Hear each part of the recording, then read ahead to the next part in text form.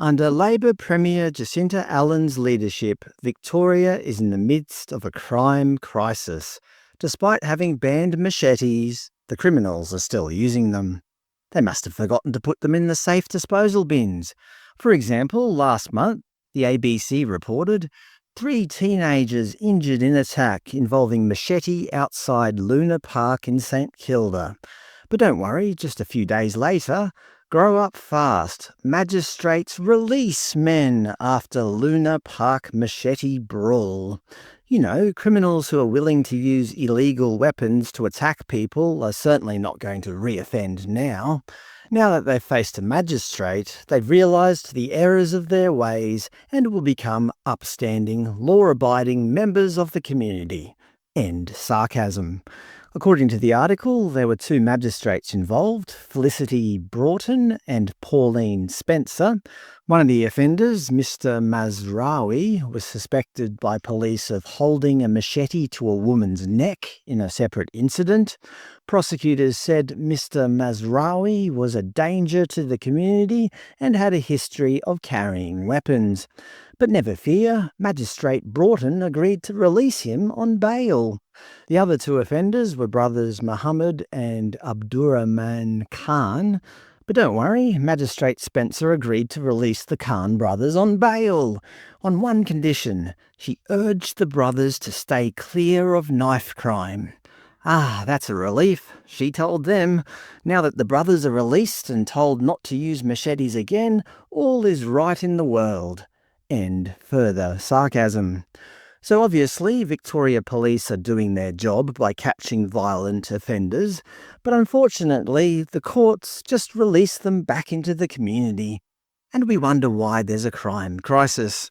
Here are some charts from the ABC showing crimes allegedly committed by young people in Victoria. As you can see, since 2021, property and deception offences have skyrocketed, and crimes against the person are certainly tracking upwards as well. But never fear, Premier Allan released a tweet bright and early this morning. We're introducing adult time for violent crime. That sounds very familiar. Oh, that's right. That's what Queensland's LNP were campaigning for last year, under the leadership of now Premier David Crisafulli. Not to mention that the former police officer and now leader of the opposition in Victoria, Brad Batten, released the similar Break Bail, Face Jail campaign earlier this year. So now the Premier is copying the opposition in the hopes of maintaining her leadership, I assume. In a press conference, Ms Allan said, "We're all horrified by these violent, brazen youth crimes and the devastating impact they have on their victims.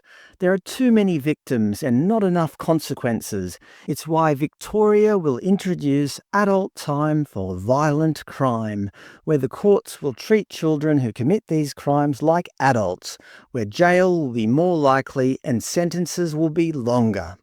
Mr Batten retorted, tweeting, "Jacinta Allan has no credibility when it comes to fighting crime and Victorians can't trust her, adult time for violent crime, to deliver what she promises. This is the Premier chasing another headline with no plan to follow through and deliver. Make no mistake, Victoria is in a crime crisis because Jacinta Allan is weak on crime."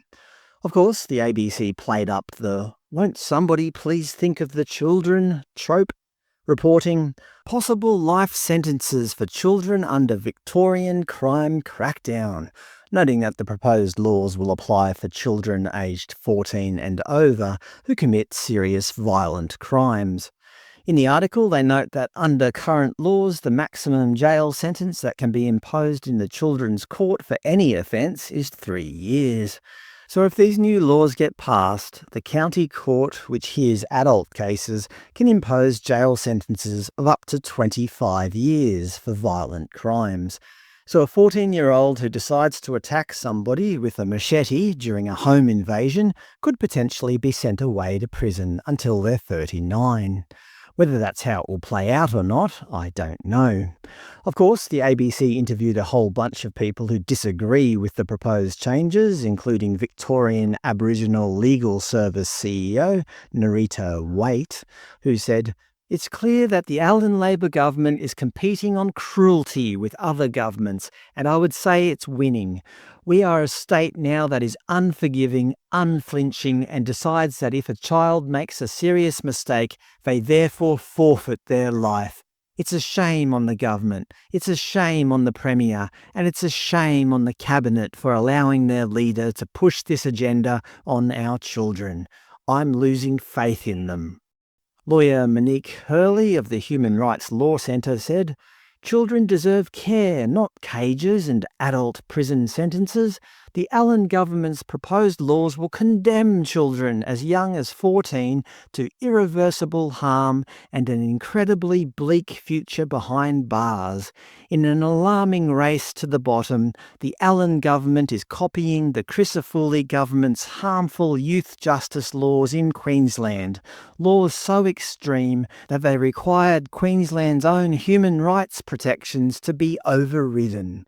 Marietta Martinovich, an associate professor in criminology and justice at RMIT University, said, "I think the government is on a completely wrong trajectory led by vocal community groups who are simply uneducated, unfortunately.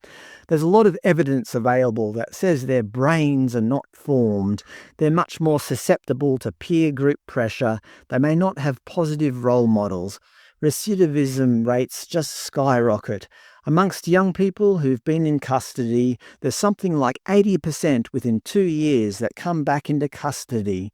What actually works is early intervention, prevention, diversion, therapeutic and trauma-informed care, community-based solutions, and most importantly in this context, culturally responsive approaches." Mel Walker, a former chair of the Law Institute of Victoria, said, "It is extraordinary. It is really bad policy. It is counterintuitive. To think that children are going to spend their formative years in an adult custodial setting is just disappointing. It's really concerning. We're just simply warehousing. It might be for some years while this child is in custody, but boy, there's going to be a problem when they come out." Police Association of Victoria Secretary Wayne Gatt dismissed the concerns of the advocacy groups, saying, "Compromising the intent and effectiveness of this suite of community safety measures to validate these minority views would undermine any value they serve to the Victorian community. They would also be telling the overwhelming majority of Victorians who are screaming for reform that they're wrong too." So what do you think? Do you think Premier Allan can pull crime-laden Victoria back from the precipice, or is her time up?